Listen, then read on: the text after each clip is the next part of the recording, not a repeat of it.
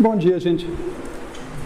Bom, então, dando o contexto para vocês, na última aula a gente começou a ver a técnica de projeto de algoritmos chamada programação dinâmica, né, que é a terceira grande técnica que a gente estuda, o terceiro bloco central aqui do nosso curso. A gente viu em particular como aplicar essa técnica para o problema de encontrar o conjunto independente de peso máximo, mas especificamente em grafos que são caminhos. É um caso particular do problema, porque eu até falei para vocês que no geral é um problema bem mais difícil. Hoje a gente vai ver a aplicação da técnica em dois outros problemas. É um paralelo que eu faço, assim, parecido com quando a gente foi lá no bloco de algoritmos gulosos, né? A gente viu uma primeira aula com um único problema, vendo com muito mais detalhes ali, passo a passo.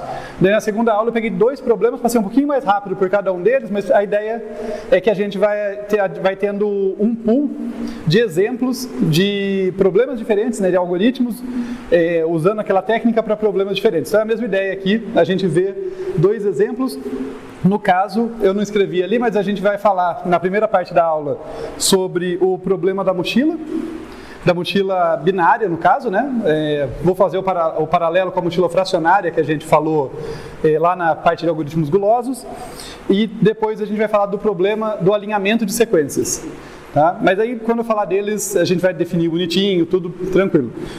Eu queria começar só passando rapidamente por alguns passos centrais aqui da técnica de projeto de algoritmos usando programação dinâmica, porque ela é uma técnica bem estruturada, assim, sabe? Eu acho que ao mesmo tempo ela não é trivial, eu falei para vocês na última aula, no sentido que ela não é construtiva, a gente usa uma ideia meio de engenharia reversa quando a gente está trabalhando com essa técnica.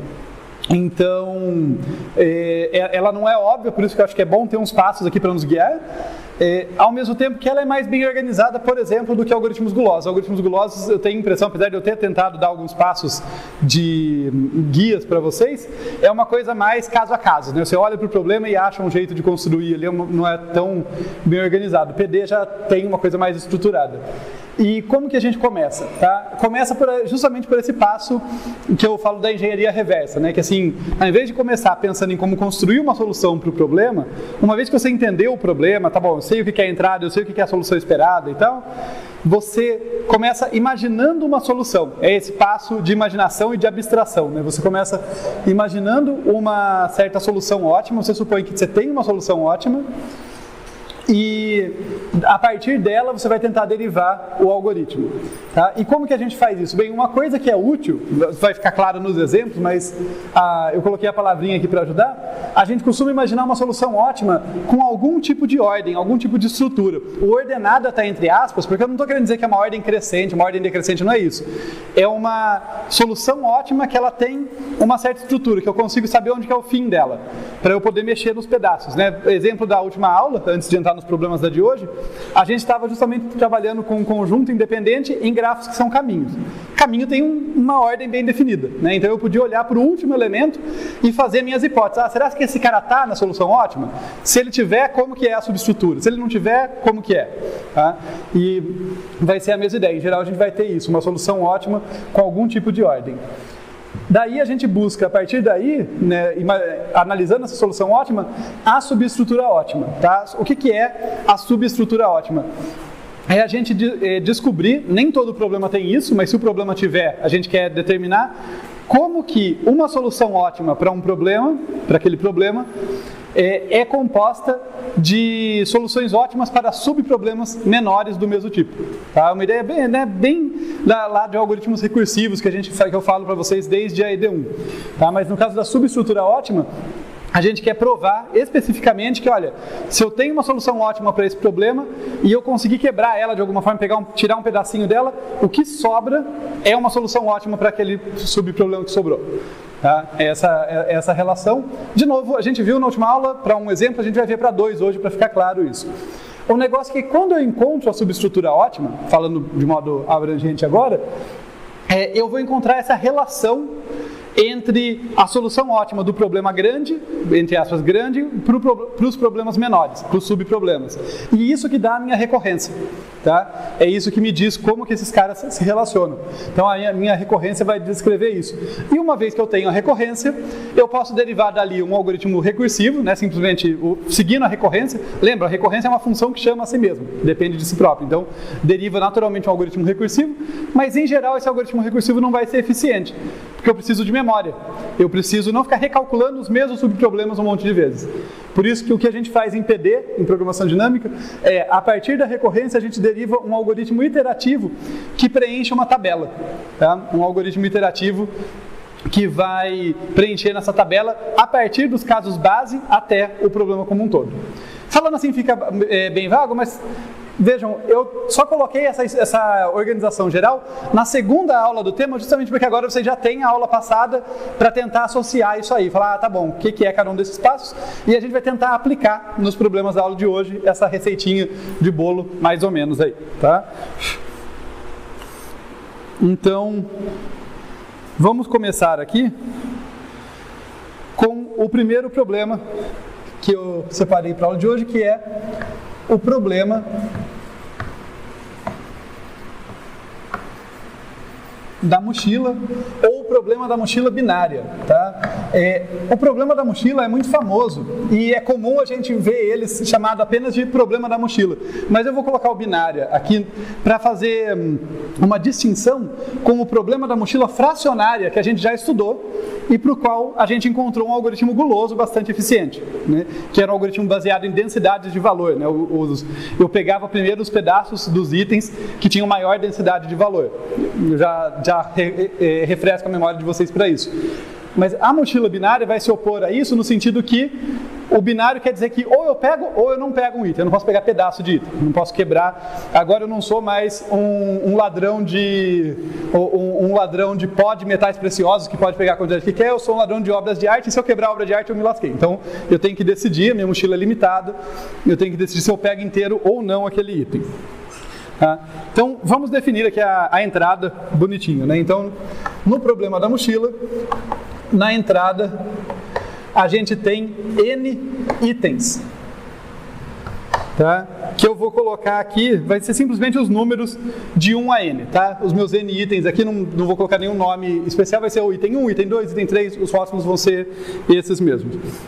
E daí para cada item I, né, vamos colocar aqui para cada item I, com I justamente variando entre 1 e N, né, nesse intervalo aqui, eu vou ter um peso, P de I, e um valor, V de I. Deixa eu apagar aqui rapidinho, só para deixar... aqui ele não precisava, né? Um peso P de I maior do que zero, tá? Então, todo item ocupa algum espaço, custa um pouco da dimensão lá, e um valor V de I maior do que zero também. Tá legal, e a ideia é que eu coloque esses itens na minha mochila. Então minha mochila tem que ter alguma limitação, senão eu pego todos os itens, né? Então o que está faltando aqui? A capacidade C da mochila, tá? E um detalhe importante aqui, não é à toa, embora esses caras aqui sejam peso e valor, o número que eu quiser, simplesmente maior do que zero, aqui vai ser um número inteiro, tá? Isso vai ser importante para a discretização do problema que eu vou fazer, justamente para a minha programação dinâmica funcionar, tá? Então, a minha mochila tem que ter uma capacidade inteira. Tá legal, então a ideia desse problema é essa, eu tenho esses N itens na entrada, cada um tem um peso, um valor, eu tenho que escolher qual deles que eu vou pegar, e daí o que eu quero é maximizar o somatório dos valores que eu estou pegando, mas eu não posso estourar a minha mochila. Então deixa eu colocar aqui a restrição, para ser uma solução viável, né? Vamos colocar aqui, para ser... Vamos escrever melhor aqui. Para uma certa solução S, que é um subconjunto dos itens, é um subconjunto de 1 a N, C, nossa, que letra bonita, C, aí melhor, viável, o que ela tem que atender? O somatório dos pesos, dos P's de I aqui para I pertencente a S, tem que ser menor ou igual que C, não pode estourar a capacidade. E dentre todas as soluções viáveis, aliás, eu vou fazer um parênteses aqui, igual eu fiz na última aula. Se eu fosse pegar esse problema aqui e resolver por força bruta, eu também estaria preso num caso de ter um espaço de busca de dimensão 2 elevado a n. Né? Porque todo subconjunto é um candidato à solução. Alguns não vão ser viáveis, porque vão estourar isso aqui, né? E outros, daí eu vou ter que avaliar o valor e pegar o melhor. Tá? Então também meu espaço de busca, 2 a n lá, porque eu tenho que analisar todos os subconjuntos de n itens ali. Mas, beleza, então, dentre as soluções viáveis, dentre as soluções que respeitam isso aqui, que não estouram a capacidade da mochila, a minha função objetivo é maximizar, eu quero o maior valor dessa expressão aqui, que é a soma dos V's de I's aqui, para I pertencente a essa. Né? Então eu vou somar o valor dos itens, ali, o agregado dos itens. É isso que eu quero maximizar, é isso que tem que respeitar, está definido o nosso probleminha. Tudo bem? Tranquilo? Agora eu vou fazer um semi-exemplo aqui para vocês. Por que semi-exemplo? Porque eu vou começar com um exemplo e ele vai virar um quiz no meio para vocês refletirem ali, que é justamente para relacionar com o problema da mochila fracionária. Eu lembrar vocês, no problema da mochila fracionária, eu calculava a densidade de valor, quer dizer, a relação valor sobre peso de cada item, e usava isso como critério para saber quais itens que eu ia pegar, quais pedaços de item que eu ia pegar, como que eu ia compor a minha solução ótima. No caso agora, eu ainda posso usar essa estratégia gulosa. Né? Não é porque eu não posso pegar pedaços de itens que eu não posso ordenar os itens dessa forma. Eu posso tentar esse algoritmo guloso. Né? No mínimo é uma heurística. E esse exemplinho simples aqui que eu vou deixar, se vocês testarem, vocês vão perceber que não leva, né, que essa abordagem não leva ao ótimo. Com apenas 3 itens e capacidade 4 da mochila, eu vou ter aqui o item 1, que tem aqui peso igual a 3 e valor do item 1 igual a 7. Daí eu vou ter o item 2, que tem peso igual a 2, valor igual a 4, e como eu não sou original, o item 3 também tem peso 2 e valor igual a 4. Tá? Como eu falei, eu não vou resolver esse probleminha para vocês, vou deixar como exercício, mas só para ajudar vocês realmente a fazerem a brincadeira ali, eu vou calcular com vocês aqui a densidade de valor, para recapitular a memória de vocês, embora eu já tenha falado, né? O que eu chamo de densidade de valor é essa razão aqui, olha, V1 sobre P1. No caso aqui vai dar 7 terços, né? Que é um pouquinho mais do que 2, tá? Para comparação aqui, o que nos interessa é saber que é um pouquinho mais do que 2. Aqui, V2 sobre P2, 4 sobre 2 vai dar 2, né? E de modo semelhante, V3 sobre P3 também vai dar 2. Com isso, a gente sabe quais itens que o algoritmo guloso ia pegar primeiro, né, qual ordem que ele ia seguir. Então dá para vocês deduzirem qual solução que o algoritmo guloso, que usa a densidade de valor, ia chegar. E por inspeção, porque são só 3 itens, né, vocês conseguem saber qual que é a solução ótima. Vocês vão, se vocês compararem isso, vocês vão perceber que, de fato, a gente não chega, com o algoritmo guloso, a gente não chega no ótimo. Tá? Isso é só para chamar a atenção que, quando eu saio da mochila fracionária para a mochila binária, realmente a dificuldade do meu problema aumenta. Tá? Aquela estratégia gulosa não funciona mais. De fato, nenhuma estratégia gulosa, isso não é uma prova, é só uma afirmação, nenhuma estratégia gulosa vai funcionar sempre. Tá? E é interessante, até quando eu estava preparando a aula eu percebi isso. A gente vai chegando mais para o final do curso, a gente começa a se deparar com problemas mais difíceis, né? Porque não que os problemas anteriores fossem fáceis, não é isso, até porque às vezes o problema é fácil, mas o algoritmo que a gente faz para ele é particularmente sofisticado. Mas eu comentei com vocês que o problema da aula passada de conjunto independentes em caminhos, conjunto independente de peso máximo é um problema muito difícil, é um problema NP difícil, embora a gente ainda não saiba a definição do que é isso, mas só para deixar o gancho para a gente falar disso no finalzinho do curso. A versão restrita dele a grafos caminhos, a gente conseguiu o algoritmo eficiente usando PD, mas no geral é um problema bem difícil. A mochila binária também é um problema NP difícil, tá? A gente vai conseguir uma PD para ela, mas a gente vai ver, na hora de analisar a eficiência, me cobrem isso, está lá no finalzinho da primeira metade da aula, quando a gente for analisar a eficiência do algoritmo, a gente vai ver que ela é um pouco diferente do que a gente está acostumado, tá? Porque, de fato, esse problema é mais difícil do que outros que a gente trabalhou, tá? A gente não vai conseguir um algoritmo exatamente polinomial, não vai ser bem isso.